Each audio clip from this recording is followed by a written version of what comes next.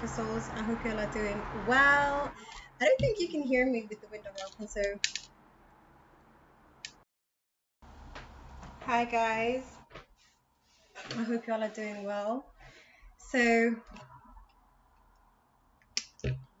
this is more of a message for everybody because usually all the messages is not for everyone, but this is relatable to everybody basically what I'm about to say, which is when we feel like we've made mistakes, when we feel like we've missed the signs, when we feel like God is very intelligent, the universe is very intelligent, your brain is very intelligent, okay? Let's not underestimate ourselves in the universe. Very intelligent.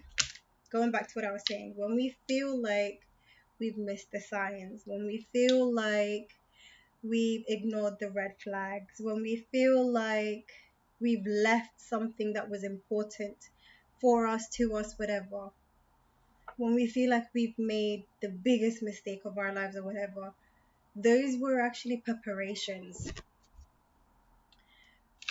for that big thing. When you have moved on from something, is because it has the time period has expired. You're always at the right place at the right time. The whole, oh, what if I miss it? What if it was a mistake? Is fear and it's ego, it's our own narratives, it's our own just not understanding how the universe works, basically, is what I'm saying. And the way I got this download was on my way home, and how, give me a sec, how I was thinking, I was walking and I was thinking, and it came to me as a download, how there were times in the past where I felt like I mean I've been talking about it that way as well, where I felt like I'm gonna talk and use my, I forgot what it's called, face sculpture. So I feel like, no, in the past, I was thinking about how in the past I felt like I basically ignored my intuition, and how the reason I ignored my intuition is because sometimes when we haven't experienced something and we're not sure if our gut is right about it, like if our gut feeling about a certain somebody or a certain thing is right or wrong, we question or we doubt our gut or intuition. Obviously it comes from the kind of family dynamic that you grew up in or environment that you grew up around, where some of you have grown up around compulsive liars. Some of you have grown up with manipulators and gaslighters and narcissists that made you question your sanity. So you're not able to trust yourself. And even though every time you didn't trust your gut, you always ended up not trusting your gut.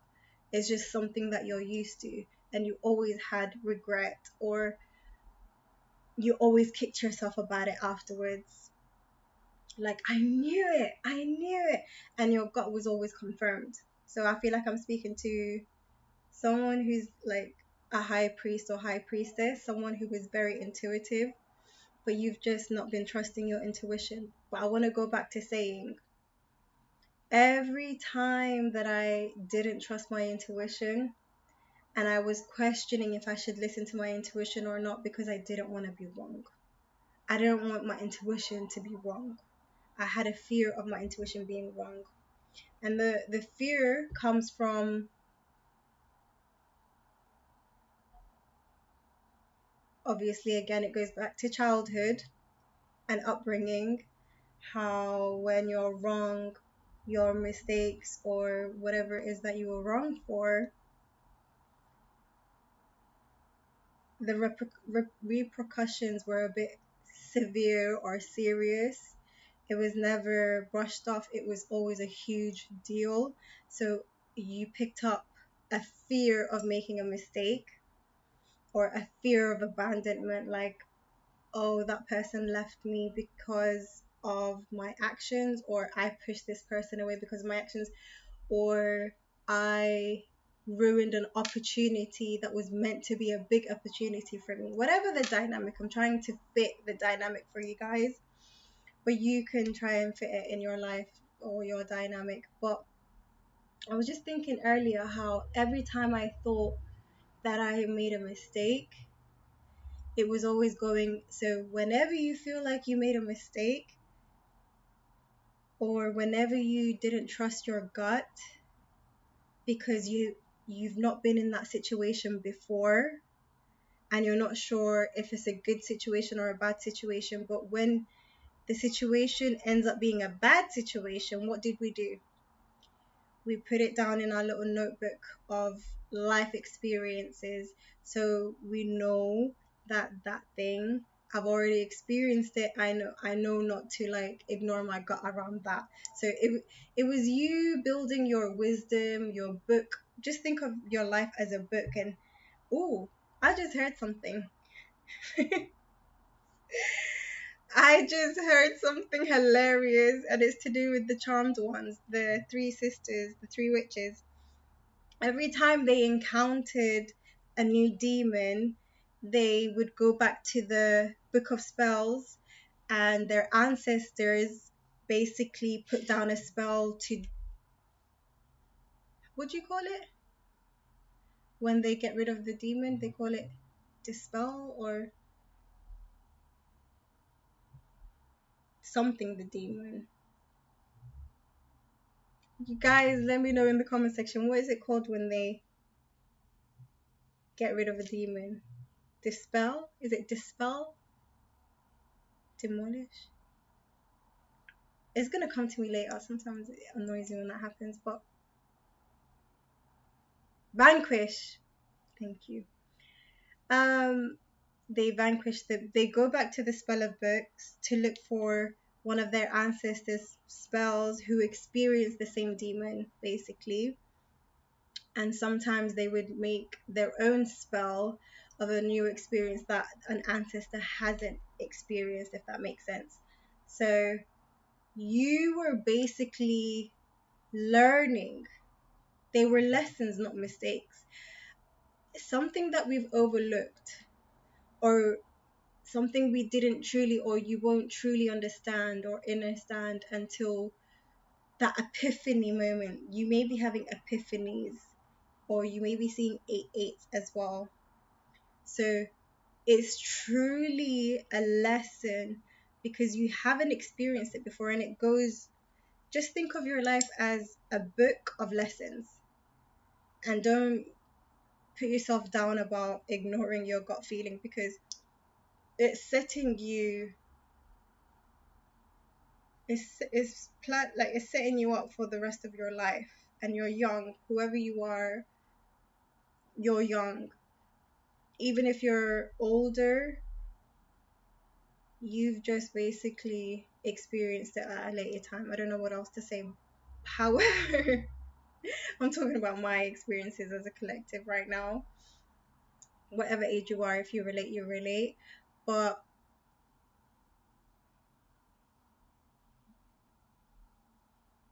it's okay in the moment when you're living and you're not sure about a certain something or a certain somebody, to just make the decision to stay or leave, or to go ahead with something or to not, without the fear of making a mistake, because those mistakes are great at the end of the day. It's about living life, taking calculated risks, okay? Like, if, like, looking at the consequences and looking at the rewards and stuff like that, and is it worth it? I'm now hearing growth mindset. So whoever I'm speaking to right now, if this video has come up on your screen, you are being guided into seeing life differently, seeing life very differently, and looking for solutions instead of putting yourself down about mistakes, you know, looking for the lessons in those experiences instead of putting yourself down about it. Is it a gorge? I realize I have a wrinkle here when I smile. I don't have it here or anything. And also, when you lose weight, your face needs exercise. It's not just about the body. Your face also needs sculpting and stretching and massage. You know, your face. Ooh, I just heard something right now. There's a reason why I'm talking about this. I never talk for no reason, but just everything I say is profound and divine. Best believe. Whoever you are, you resonate with what I'm saying. You definitely resonate with what I'm saying. Ooh, I like this positioning. Everything I say is divine. You can affirm that if you'd like as well. So we store trauma on our face as well. We store trauma not only in our body, but we actually store trauma in our face as well. And I remember when I was 25 or something, and I had younger cousins who were in their teens, I would say, or probably like 19, late teens, and some early 20, no, late teens. They're very younger than me. Teens, some late teens, like 19, and some 17, 18, who had wrinkles, and they have been through a lot. And I would just think, wow, she must be really, because I knew about her life experiences, and she's been through a lot, and you can just see it in her face. You read people's faces, like myself, whoever I'm speaking to right now. I read people's faces, and I remember obviously knowing about her experiences and then seeing the emotions on her face. Alongside the emotions on her face, I associated the creases here as stress on her, and I remember I never had it back then, but I do now. I'm 30 now, and I was like, oh, I finally have them now. But it is a sign of whenever we really stress, extreme stress makes you grow older, I believe. It makes your cells slow down or die. It does a lot to the body. It does a lot to the body. So if you really love yourself, you would get rid of whatever it is that is stressing you out, and you need to do a lot of self-care and stuff like that, which I've been practicing a lot for the last, on and off, for the last 2 years, but no more going off basically from now on. So if you're on this journey as well, you need to look up ways of removing the stress or traumas stored in your body.